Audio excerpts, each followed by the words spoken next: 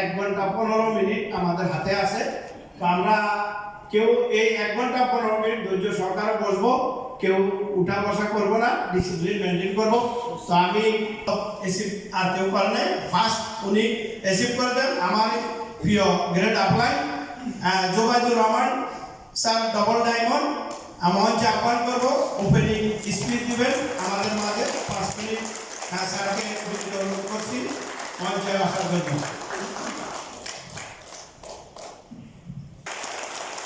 এবং আমি ধন্যবাদ জানাচ্ছি, আপনারা সবাই জানেন বাংলাদেশের